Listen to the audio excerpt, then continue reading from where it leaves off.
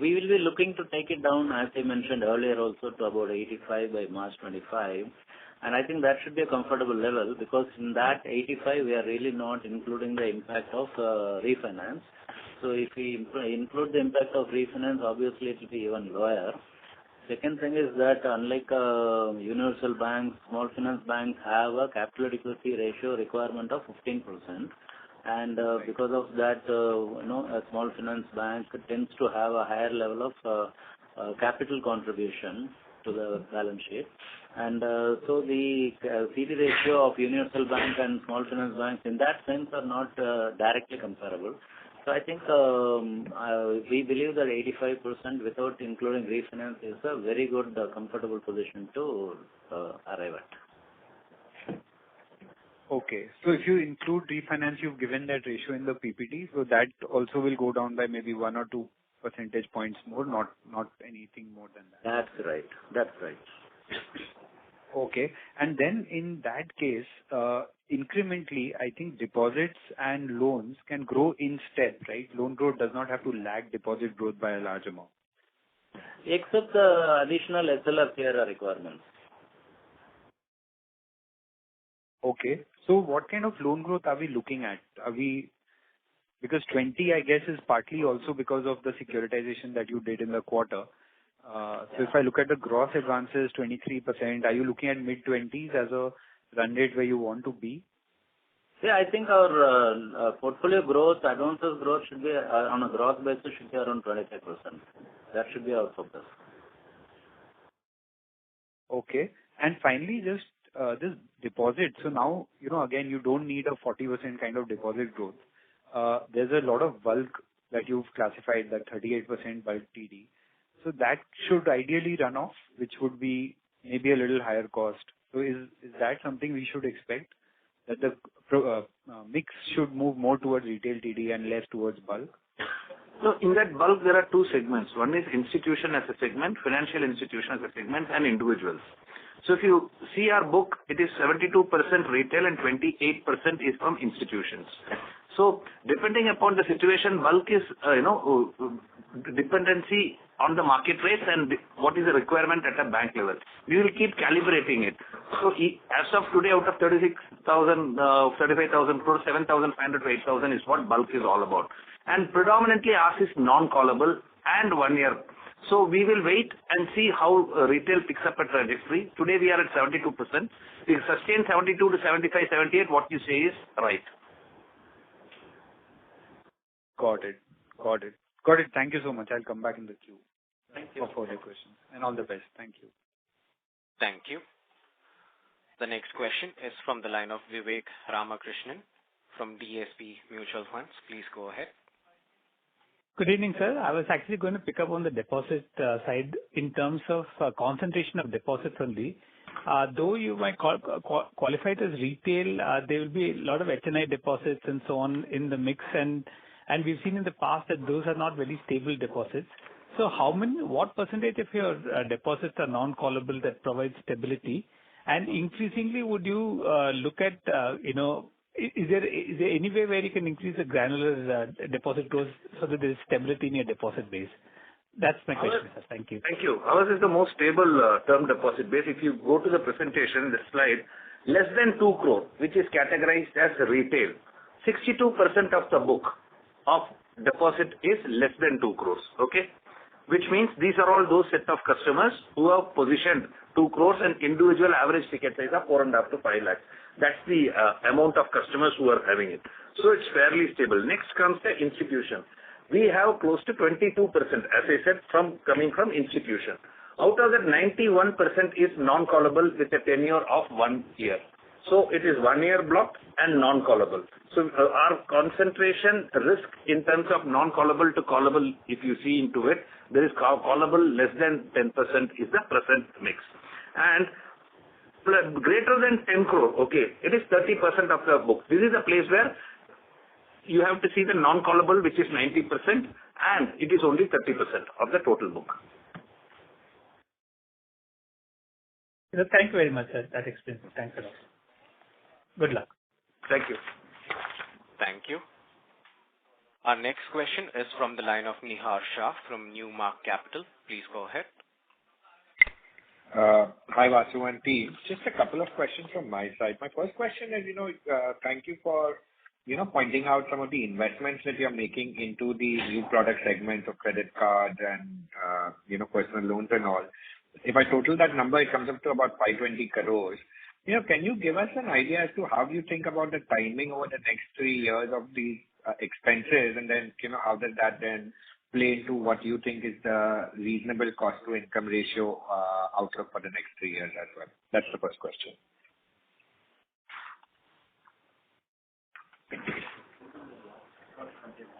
Yeah. So, this slide has come because last quarter we had a discussion around this.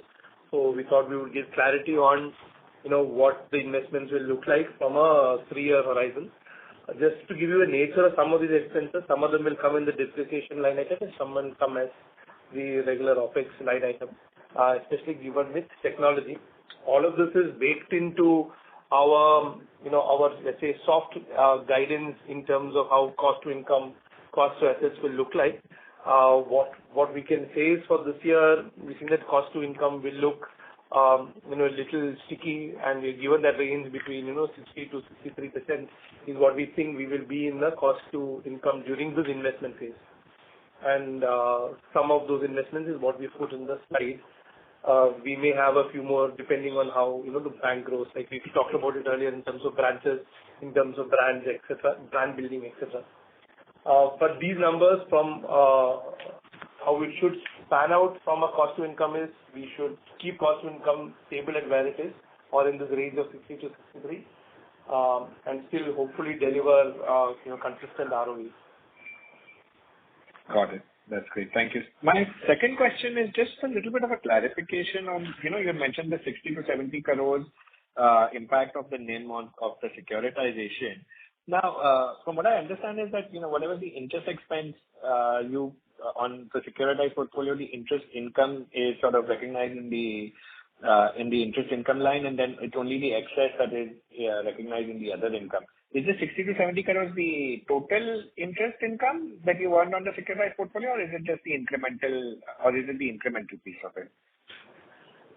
In the case of securitization, we don't take it into the interest income.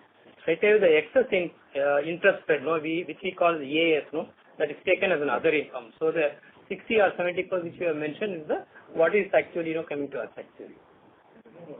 Okay, so that's the total interest income that you earned on the securitized portfolio. Okay.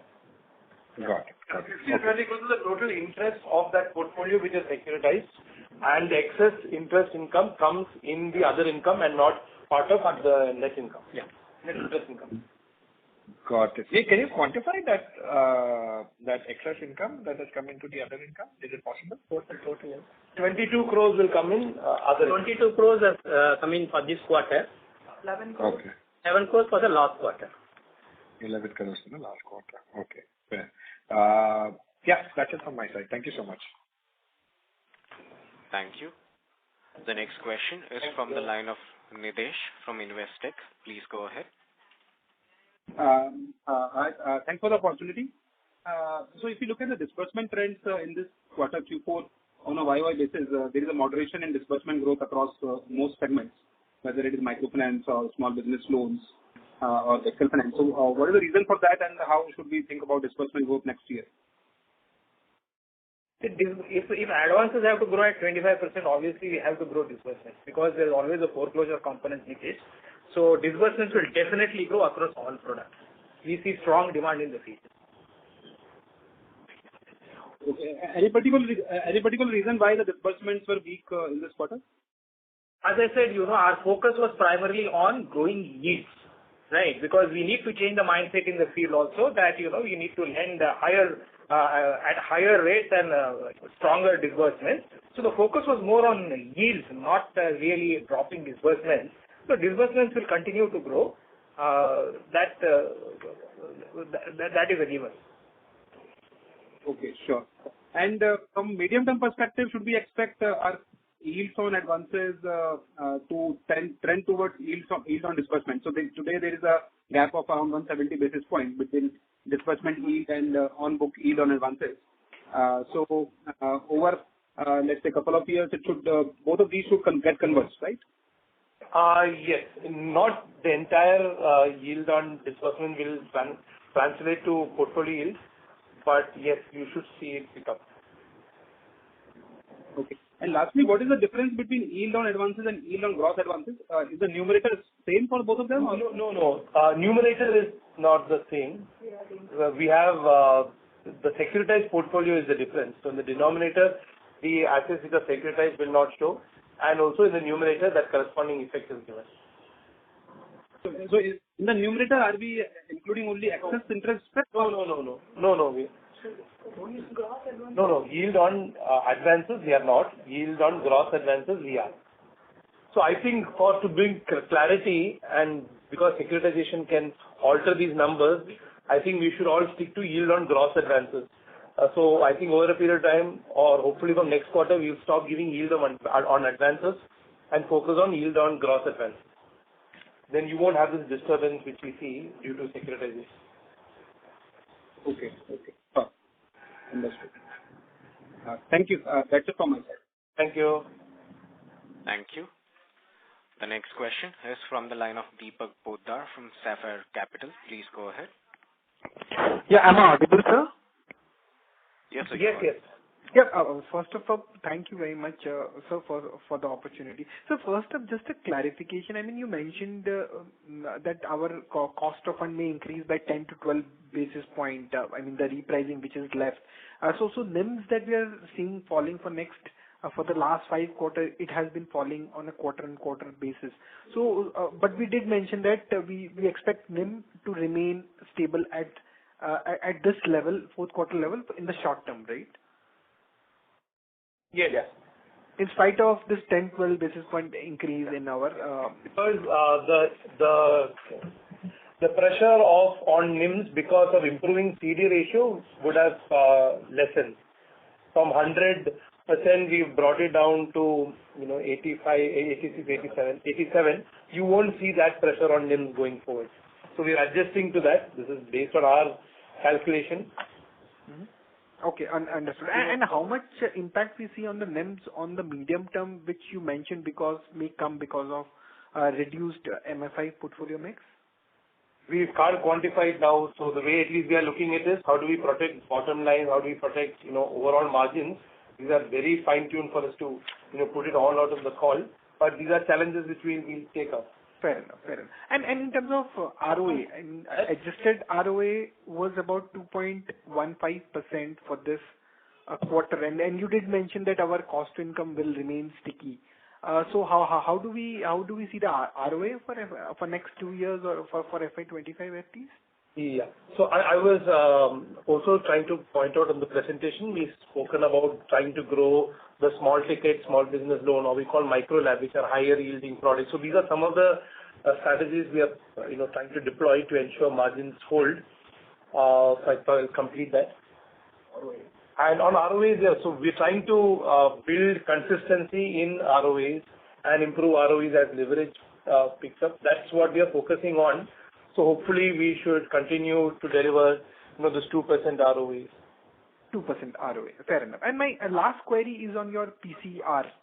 I think we have been quite vocal about improving our PCR ratio to 70% over next 1 to 2 years. So how do we see that trajectory? I mean, from current 56%, how do we see that going in FY25 and FY26? And what would be the implication for the credit cost of the increasing PCR ratio? Yeah. So the PCR ratio is 70% remains our long-term target, and I guess we don't have a very specified timeline plan to achieve that, but I think in a matter of over the 3-year time frame, we should be looking towards reaching those levels. And in terms of credit cost, including the improvement in PCR over the next few years, as I mentioned, I think we should factor in our credit cost, which is our pre-COVID levels. Our pre-COVID level credit cost used to be around 1.25% on advances. More or less, our portfolio has come back to the pre-COVID levels now, and I guess we are fairly on a steady state basis as far as credit cost is concerned. So I think we should factor in something in the range of 1.25% on advances as credit cost. 1.2% on your, on book or the gross advances? Gross advances. 1.25% on gross advances. On gross advances. Okay. And this is in spite of your target to increase your PCR ratio, right? Right. Including that. Oh, including that. Okay. Fair enough. I think that's it from my side, sir. All the very best to you. Thank you so much. Thank you, Deepak. Thank you. The next question is from the line of Pritesh Pump from DAM Capital. Please go ahead. Hi, sir. Good evening. Just two questions from my side. Somewhere in the opening remarks, we mentioned something about the unsecured mix cap. How are we looking at it, and what is the, just wanted to clarify what cap we are looking at and what is the trajectory of that cap? I guess this is something we have been consistently mentioning over the last few quarters. We want to have an 80-20 ratio between secured and unsecured. As on date, the bank has microfinance loans, which are the only unsecured product that we have today. And I guess microfinance contributes about 18% to the loan book as of March 24. We will be introducing personal loans. In fact, personal loans are going live between April and May. This month and next month it will be going live. And credit card should be going live towards end of the calendar year. So these two products will come into that unsecured portfolio mix. And so all the three of them put together should continue to be within that 20% contribution. So given that MFI is not that focus area right now, so if it hypothetically comes down, we could have a cap for PL and CC as well only?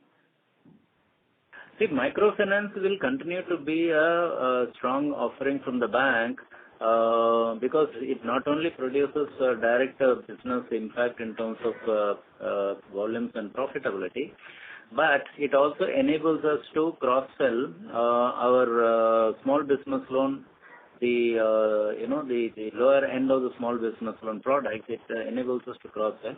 So that is a segment that we will anyway be continuing to focus. Only thing is that microfinance as a contribution to the total advances will come down, meaning that microfinance will grow at a rate which is lower than the rest of the advance growth. And so its contribution will come down. And as that contribution comes down, that space will be filled up between personal loans and credit cards. Got it. Sir, just one follow-up on that.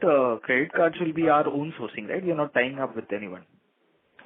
Yeah. See, lastly, the credit cards and personal loans, both of them for that matter, lastly, the purpose of introducing that is for offering it to the existing customers to ensure that we are able to deepen our relationship. So a significantly large part of it will be anyway cross-sold to the existing customers. And whatever NTB customers that we acquire will be acquired directly by us. We are not really planning to go through aggregators or through websites or through anybody like that. Got it. And lastly, sir, how are you thinking on the TD rates? I think we have not changed post-August 2023. And given that now we are at a healthy rate of growth and we have a decent CD ratio, what are you thinking on the TD rate side? See, the TD interest rates, you're talking of interest rates, right? Correct. Right. See, the TD interest rate will be, to some extent, a factor of what's happening in the market, right? So currently, if you see the peak difference in interest rate between our TD rates and some of the large banks in the country, that peak difference is about 1.25%. Highest interest rate is 8.5. The highest interest rate of some of the largest banks in the country is 1/4. So the peak difference is 1/4%. So if the market also moves, we are most likely to move along with the market. And over time, I think we have mentioned in our presentation, liability 2.0 strategy. So we have that's something that's been rolled out by Murali and his team. And over the next 3-4 years, that will be a key focus of execution for the liability team.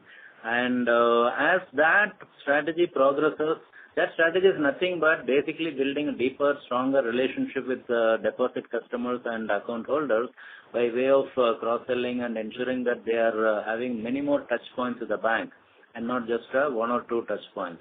So as that strategy progresses and as we feel more and more comfortable and confident in terms of the customer being, associated with the bank on a longer term basis, we will start looking at the interest rate structures. Got it. Thank you, sir. Thank you for this. Thank you. And that. Thank you, Pritesh. Thank you. The next question is from the line of Pallavi Deshpande from Sameeksha Capital. Please go ahead. Yes, sir. Thank you for taking my question. I wanted to understand on the other income, even excluding the ARC, which you're giving slide 19, what would be the trajectory going ahead? We've seen a decline in Q4 versus last year's Q4. Other income decline. Slide 90. Trajectory of other income. Yeah. So, one is what will reduce in other income? No, are you asking the trajectory of other income? One is the reason, and then going ahead the trajectory. So Q4 over Q4, even excluding the income from sale to ARC, which you've highlighted in the slide. So EIS income is sitting there, the 20 odd crores. That is sitting in Q4. So that is the bump. And going forward, there are multiple drivers for other income. There's liability fee income, there's asset disbursement linked fee income. So all of those are drivers, and they've been growing at 30-40%. So you should continue to see that as the bank grows. The only exception from here was that the EIS or excess interest spread is being shown in other income. Right. Secondly would be on microfinance. I think you mentioned about this, the cross-sell opportunity that it offers you. So that earlier guidance in terms of reducing it to 15%, does it stand, or where are we on that? Yeah, that stands. Rohit? So yes, as just now, Vasu sir explained that the microfinance portfolio offers a wealth of cross-sell opportunities. And the biggest cross-sell opportunity that microfinance offers is the micro-LAP product. The micro-LAP product is small ticket size, the customer is the same, and it's a secured product. So we will definitely be focusing on the micro-LAP product.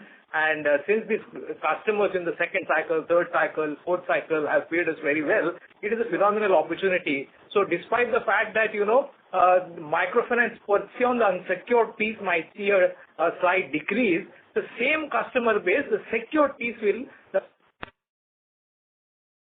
for the bank. So this micro-LAP would be classified under which, not under microfinance then? No, it will be classified as a secured product, as a micro-LAP product under SBL. Right.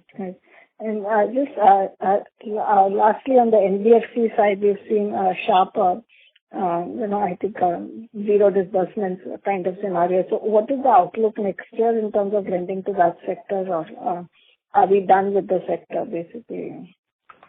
Yeah. So, we had started lending to NBFCs at a point in time when we were sitting on fairly high level of capital adequacy. And the interest rate structure was such that it was, making, a profitable bottom line sense to the bank.